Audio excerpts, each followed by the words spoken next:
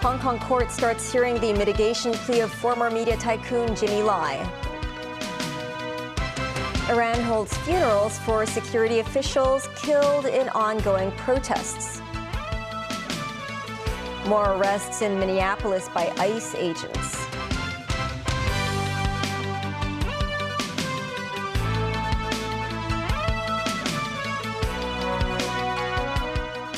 Hello and welcome to TVB News. I'm Melissa Hekalea. A Hong Kong court on Monday began hearing the mitigation plea of one-time media tycoon Jimmy Lai. The court convicted Lai of conspiring with others to collude with foreign forces and conspiracy to publish seditious articles in December. Mimo Singai reports. The hearing was held at West Kowloon Law Courts this morning. The three-judge panel, Alex Lee, Esther To, and Susana Maria de Almeida Remedios, will hear mitigation arguments for Jimmy Lai, along with the 8 others convicted over the 4-day proceedings. 6 of the 8 convicted are Lai's former Apple Daily colleagues, and the other 2 are paralegal Chen Ji-hwa and activist Andy Lee. This was the first time that Lai and the others appeared in court together. For Jimmy Lai's mitigation, the prosecution's Anthony Zhao said the ex-media tycoon's health condition was stable, according to his medical reports, despite Lai suffering from issues including hearing problems. Speaking of Lai's solitary confinement, Zhao said it had always been his request to be placed separately from other inmates because of his fear of being harassed. Lai's defense lawyer Robert Pan argued that the solitary confinement is an additional burden and a punishment, even if it's a voluntary decision, because it's not normal to isolate someone for more than 72 hours. Judge Alex Lee said that Lai could end the treatment if he wanted to. Pan said Lai's prison life is harsher than others because of his age. For Chen Ji-hwa, his defense proposed a sentencing reduction by 50% or more, with a starting point between 10 and 15 years. The barrister said Chen did not apply violence throughout the conspiracy and that he had assisted the police with the investigation by providing previously unknown information, such as his meeting in Taiwan. The defense described Chen as a messenger for Lai, who was the mastermind of the conspiracy. She then argued that Chen should receive a sentence more lenient than Lai and the others. Andy Lee's defense proposed 10-year imprisonment as the appropriate starting point, citing that Lee was in full cooperation with the law enforcement and testified against Lai in court. The defense submitted a 15% discount for his sentence. The court also heard the mitigation plea for Apple Daily's former CEO, Chan Kim-hong, whose defense said a 55% discount in sentencing would be reasonable. The defense said Chen was a minor participant in a conspiracy and that he had attempted to reduce the harmful effects of the act by persuading the others to withdraw. Judge Alex Lee said it was a bit unrealistic for the defense to submit such a plea, but he would not stop the barrister from doing so. Another judge, Esther To, said the court had to see examples of Chen's actions to prove his attempts to withdraw. The court is adjourned until 10 a.m. on Tuesday. Memos 9, TVB News. Starting today, residents who wish to apply for test-free driving licenses in Hong Kong should get a same-day queue ticket on the Transport Department's website and head to the licensing office based on their designated time slot. A total of 300 daily slots were snapped up within half an hour on the first day of operation.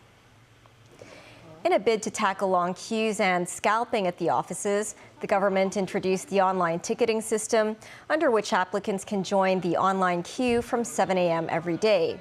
An individual who successfully obtains a quota will receive an SMS notification specifying a designated time slot.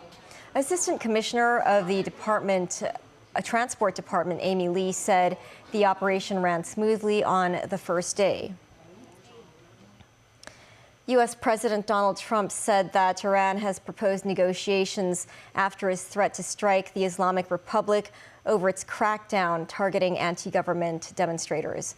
This, as activists say, the death toll of protesters in Iran has risen to at least 544. Tracy Furness has more. Iran state TV aired footage of funerals of slain security force members Sunday after demonstrations in the country exploded in recent days. 50 security force members have been killed so far in the nationwide crackdown, with more than 500 protesters believed to have been killed. This as 10,600 people are said to be detained over 2 weeks of anti-government protests. US President Donald Trump said His national security team is weighing a range of potential responses against Iran for the crackdown, including cyber attacks and direct strikes by the US or Israel. These are violent, if you call them leaders, I don't know if they're leaders or just they rule through violence. But we're looking at it very seriously. The military is looking at it, and we're looking at some very strong options. Asked about Iran's threats of retaliation against the US military and Israel if the US uses force to protect the demonstrators, Trump said, "We'll consider things targets that they wouldn't believe. If they do that, we will hit them at levels that they've never been hit before. They won't even believe it. I have options that are so strong. So, I mean, if they did that, it'll be met with a very, very powerful force." Iran's reformist president Masoud Pezeshkian said in a TV interview Sunday that if people have concerns, we should sit with them, and if it is our duty, we should resolve their concerns. But the higher duty is not to allow a group of rioters to come and destroy the entire society. In France, thousands marched through central Paris on Sunday to show support for protesters in Iran. Many waved Iranian monarchy flags, with some waving US and Israel flags. The vast majority of protesters were in favor of the return of the Iranian monarchy to power. And in Los Angeles, a U-Haul box truck drove down a street crowded with marchers demonstrating in support of the Iranian people, causing protesters to scramble out of the way. They then ran after the speeding vehicle to try to attack the driver. Tracy Furness, TVB News. U.S. President Donald Trump posted a photo of himself with the label "Acting President of Venezuela." This more than a week after U.S. forces seized Venezuelan President Nicolas Maduro, with his deputy Delcy Rodriguez subsequently appointed as interim president. Trump also said he may block Exxon from investing in Venezuela. He's also pressuring Cuba to strike a deal with the U.S. or be denied Venezuelan oil supplies. Nazvi Karim with more. Trump posted a photo and an extract of a biography on his Truth Social platform on Sunday, declaring to be acting president of Venezuela. The photo looks similar to a Wikipedia format, although his actual Wikipedia page does not mention Venezuela. U.S. forces seized Maduro from his home in Caracas on January 3rd and took him to New York, where he's facing narco-terrorism charges. Rodriguez, meanwhile, said Venezuela is at a critical juncture and national unity is crucial. She called on Venezuelans to trust the government, saying it needs to maintain its political power to protect the country. Trump has encouraged U.S. oil companies to invest in Venezuela's largely dilapidated oil industry, but may block Exxon. He said he did not like Exxon CEO Darren Wood's negativity when he met top oil companies' executives on Friday, encouraged them to spend $100 billion to revive the sector. Wood said the company twice had its assets seized by Venezuela and is owed billions of dollars. He added that the country needs to change its laws to offer better protection for oil companies. Trump is also pressuring Cuban President Miguel Diaz-Canel to make a deal with the U.S. before it's too late. He said Cuba has long bought Venezuelan oil at a discount in return for security services, and the U.S. will put a halt to this. Diaz-Canel posted on social media that Cuba is a free, independent and sovereign nation. He pointed out that Cuba has been attacked by the U.S. for the past 66 years, and they are prepared to defend its territory with every last drop of Cuban blood. Dozens of Cuban security personnel were killed when the U.S. military seized Maduro. Cuba's Foreign Minister Bruno Rodriguez criticized the U.S. actions as those of a criminal and an out-of-control hegemon, and that they had the absolute right to import fuel from any willing exporter. Nazvi Karim, TVB News.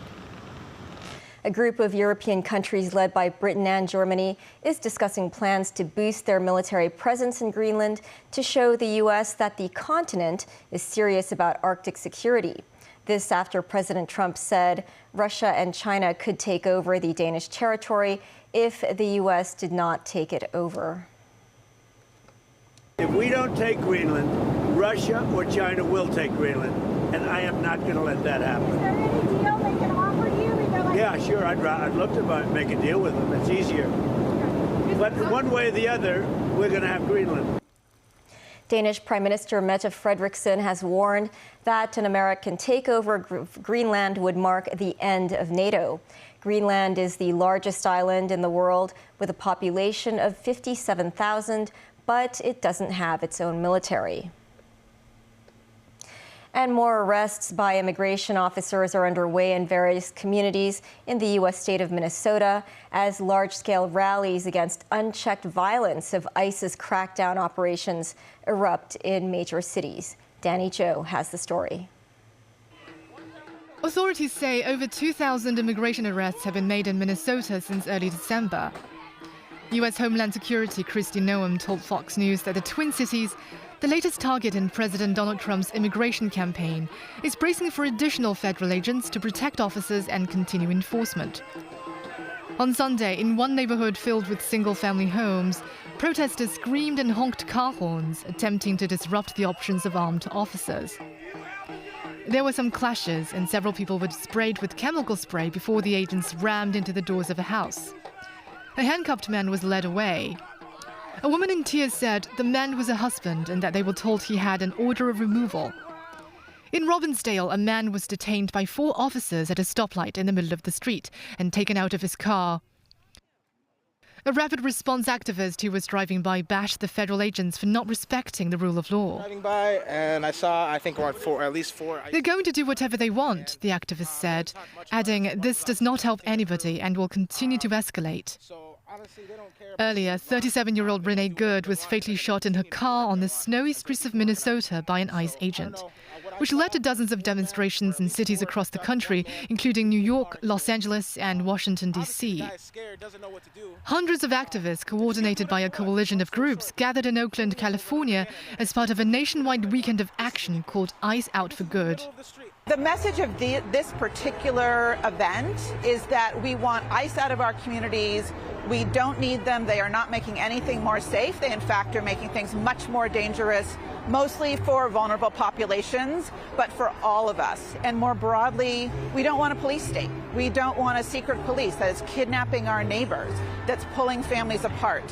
And then even more broadly, we want an end to the MAGA regime. Trump on Sunday defended the officer who killed Good, insisting the woman was violent and radical. Well, everyone's seen it. And the woman was very violent. She's a very radical person. Very sad what happened. Her friend was very radical. Go or drive. Trump further noted that people can't be treating law enforcement that way. Danny Jo, TVB News. Still ahead. Jerome Powell hits out at the Trump administration for the first time.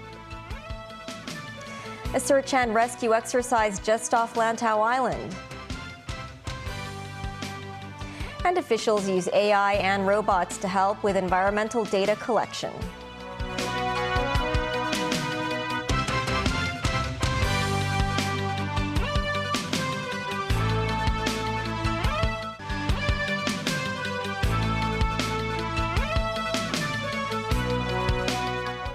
Welcome back.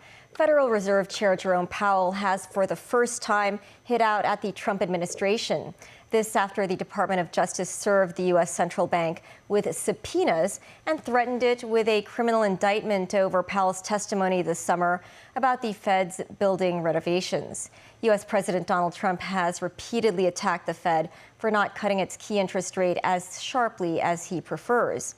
The subpoenas relate to Powell's testimony before the Senate Banking Committee in June regarding the Fed's $2.5 billion renovation of 2 office buildings, a project that Trump has criticized as excessive. I have deep respect for the rule of law and for accountability in our democracy. No one, certainly not the chair of the Federal Reserve, is above the law. But this unprecedented action should be seen in the broader context of the administration's threats and ongoing pressure. This new threat is not about my testimony last June or about the renovation of the Federal Reserve buildings. It is not about Congress's oversight role. The Fed, through testimony and other public disclosures, made every effort to keep Congress informed about the renovation project. Those are pretexts. The threat of criminal charges is a consequence of the Federal Reserve setting interest rates based on our best assessment of what will serve the public, rather than following the preferences of the president. The central bank has attempted to placate the administration by dialing back some policies, such as efforts to consider the impact of climate change on the banking system. Canadian Prime Minister Mark Carney kickstarts a 5-day state visit to China tomorrow, the first in 8 years for a Canadian leader. During the trip, he's expected to hold talks with President Xi Jinping and Premier Li Qiang to recalibrate bilateral ties roiled by trade frictions in recent years. Beijing earlier imposed preliminary anti-dumping duties on Canadian canola imports, a year after Ottawa announced a 100% levy on electric vehicles from China. Carney's office said the visit aims to increase engagement with Canada's second-largest trading partner in fields of trade, energy, agriculture, and international security. Carney has described his October meeting with Xi on the sidelines of the Asia-Pacific Economic Cooperation Forum in South Korea as a turning point for both countries. The Foreign Ministry pointed out the healthy and stable development of Sino-Canada relations serves their common interests. An overhead power system tripped on the MTR Kwintong line this morning, disrupting services across the line for nearly half an hour. The incident occurred at around 7 a.m. during the morning commute. The platform at Diamond Hill Station on the Kwintong line was packed with passengers waiting for trains. The MTR said an overhead power cable tripped between Lam Tin and Chu King Ling stations. Travel time across the line increased by 15 to 20 minutes. About half an hour after the MTR's initial alert, train services gradually returned to normal. This was the second fault on the Kwintong line in 10 days. The earlier problem was a signal equipment issue, and services were disrupted for about 2 hours.